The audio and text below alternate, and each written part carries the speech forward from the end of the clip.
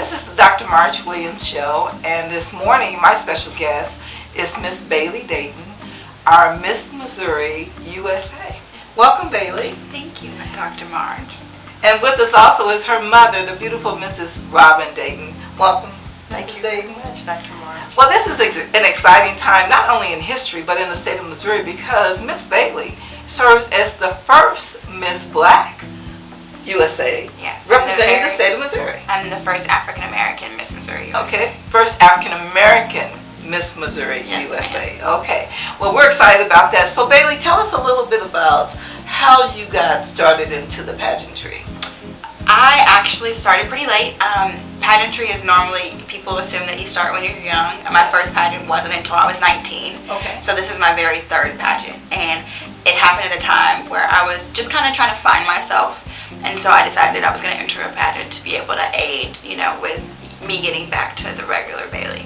So when you were finding yourself, what was something that you ran into that you didn't think would be there as far as the pageantry work? I would say, pageants are not what you expect them to be at all. Everybody's seeing Miss Congeniality, so everybody is just like, is it like that? Is it like that? And it is to a certain extent, but I have received so much support, so many friendships that I've gotten over the years having to come from pageant. My biggest cheerleaders are within the pageant world, my pageant sisters. So just the camaraderie, the friendship, the support that you receive from pageants is just unexpected. Okay, so tell me a little bit about your passion, because I know before you went into this wonderful opportunity, and it is a blessing that you're here. I'm just so proud of her. Thank you. Beauty beholds her, as you can see. But before you went into that, tell us a little bit about what your roadmap was like. What was your journey? Okay, so here's my story, and I'm so happy to share it with you. So when I was younger, and still now, I wanted to be a supermodel. So when she was younger. When I was younger, than right now, I wanted to be a supermodel. So I had strong-willed parents, so they were like, you can be a supermodel after you go to college. So I went away to Baylor University, and I got my degree.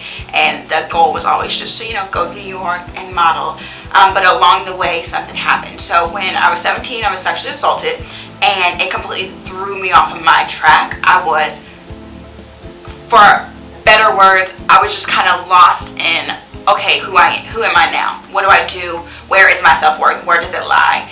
And I kind of just had to take a step back my sophomore year of college. I ended up coming home, took some time off to model and just pursue passions. So I ended up, pageantry happened to be one of those things on the list that I was like, I want to try it. And it was just to get my feet in the door, to feel kind of good about myself again. And then once I decided that, okay, I remember who I am, I remember what I'm supposed to be doing, and then also with the passion I have for women who've been sexually assaulted or abused, I was like, I can use this, and I can make this my bigger mission. So then I was like, okay, we're gonna come, we're gonna win this, and that's how we got to the road that we're on. So is your message, and I know in many cases, young ladies who are in the pageant have a cause that they support. Right. And can you tell us a little bit about what your cause is and why you chose that? I know you just shared your story, and I am not happy about what happened to you, but I am ecstatic about the fact that you've taken that on as a cause to show other young ladies who may have gone through something that's traumatic, that there's still life after something, and you use that message to propel yourself and someone else to the next level. Yes, so in our family we believe that everything happens in preparation for something else. So I do believe that this is part of my purpose. So like you said, I'm not happy that it happened, but I'm happy that we're turning it around. So I advocate for women who've been sexually assaulted or abused, and I do that with local organizations, and I'm hoping to take it to a national level. And it's just about suffering in silence, allowing people to come forward and talk about things and deciding how they want to heal. It doesn't have to be the normal way that people think they should heal. It's just their process. And then also educating young women and young children about boundaries so that we can take preventative measures. So it's being able to do that on a national platform is more than I could have ever even imagined, and it's just for me, I never talked about it. It took me a long time to come forward, and I suffered in silence for so long, and I just don't want anyone to have to go through what I went through. So for me, it's like, if you guys want to use me as an example, if you want to learn from my life and my mistakes, I'm completely willing to be that example for these girls. Well, thank you for that. Thank you for lending yourself as the vehicle in which people can heal. Yes. Because people have to trust and know that there's someone there who's gone through, who understands. Yes. A lot of times we can share the message, Yeah. but if we haven't gone through it, we don't know how deep that message runs. Exactly. And you feel so alone in times like that. Yes. So just to know that this has happened to other people, and I'm showing them what surviving actually looks like. Right. Well, you're doing a beautiful job at surviving and showing people that there is life after a traumatic experience. So let's shift over to your mother, your beautiful mother, Mrs. Robin Dayton. And Robin, share with us your, I know everyone has a vision, a purpose for where they like to see their children. And you have two other beautiful daughters who are very, very successful also. And Bayleigh, whose initials are B-A-D, and she's definitely B-A-D, but in a positive way, is your baby girl. And when you see her on that runway and you see the publicity and you see all of us cheering for her, not only in Kansas City, but throughout the United States, tell me what that feels like as a mother with a daughter in pageantry. Well, actually, it's overwhelming, and it's very humbling because we have no idea of who we're carrying in our womb and who we're giving life to. Right. And to see God, use her in the magnitude that He's used her, it's awesome. And I am totally in awe of the gift that's in Bayleigh, and her strength and her courage to go forward and speak what she strongly believes about. Okay, so if you could give points or tips to mothers who have daughters who are in pageantry, what would you share with them? Or maybe families. Let's talk about families. Because I know your life changed for your family, not just for you as the mother. Absolutely. Your whole family structure had to do a shift because you wanted to be 110% behind baby girl. So tell me, what would you share as a tip or words of inspiration for families who are having to make that shift in life and that cheese gets moved? Yes.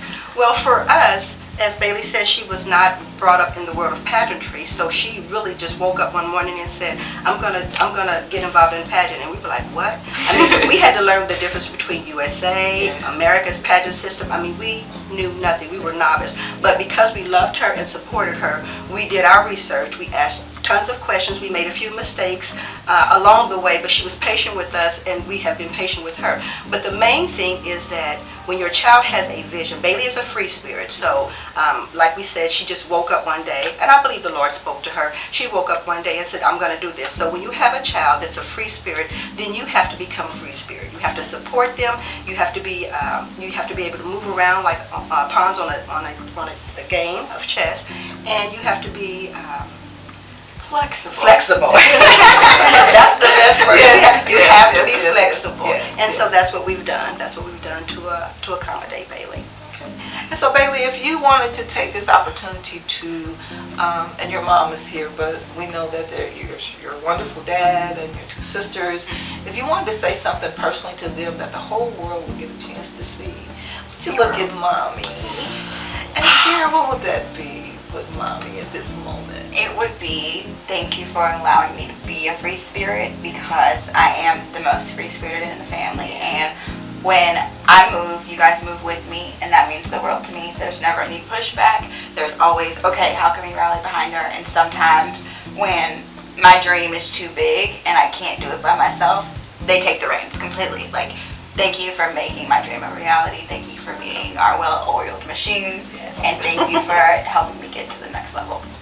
Thank you. Feel that beautiful. Well, thank you. And I feel that from my heart.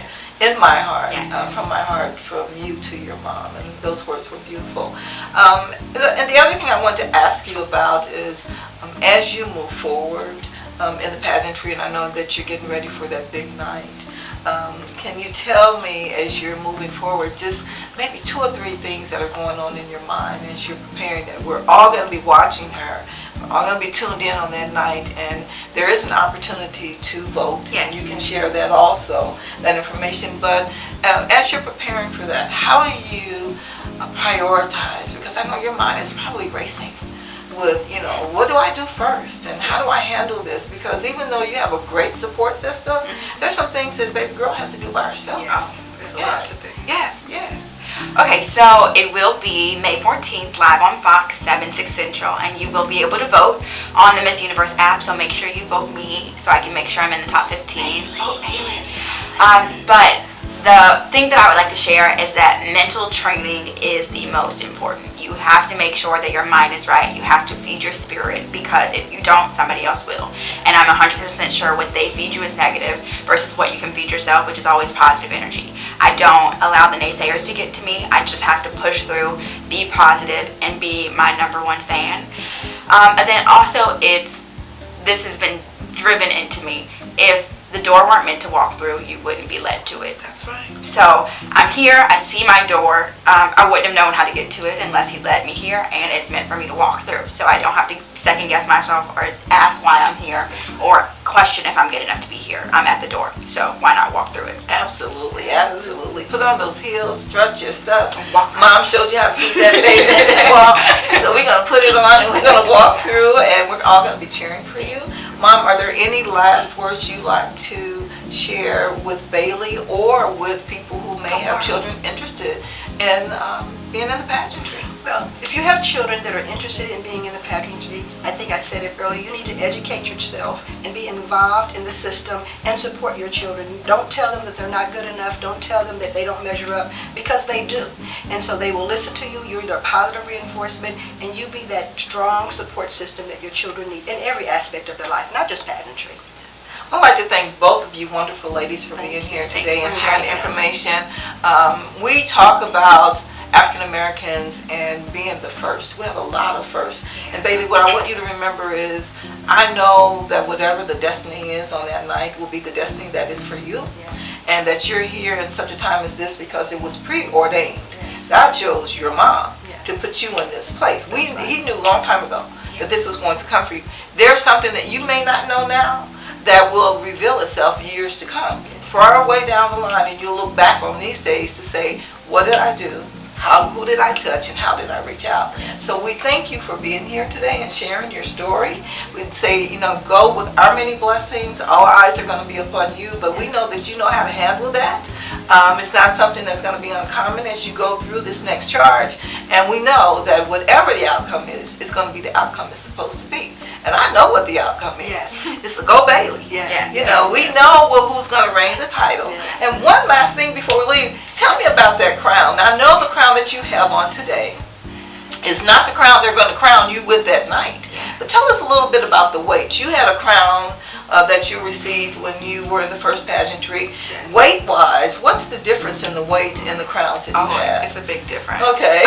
So this crown that I have on, which I will give to you actually, Are you going to give it to me? You can just let me hold it. You can hold it. I can hold it. It is the crown that all 51 title holders get. So it's heavy enough to hold some weight, but the next crown is about twice this size, and it's heavy. Oh, very heavy. Yes. So it's a little bit different. It comes to about right here. There's layers to it, and it's the Miss Universe crown. So when all the other countries get crowned, they all get the same Miss Universe crown on their way to Miss Universe. Okay. Yes. Got you. Well, we're going to be tuning in. We're going to be rooting for you as you move to that next level. And again, I say thank you for being here. I always close the show with, we always talk about change and what that looks like, but we have to remember that if we expect change, we have to be the change we expect to see. With that, I'd like to thank our sponsors for coming, sharing in with us today, and also for supporting this segment of What's Up Kansas City. I'm IFBB Bikini Pro Cat Williams, and when I'm not working out in the gym, I'm searching the web on Cascade Media and What's Up Kansas City. So make sure you check them out.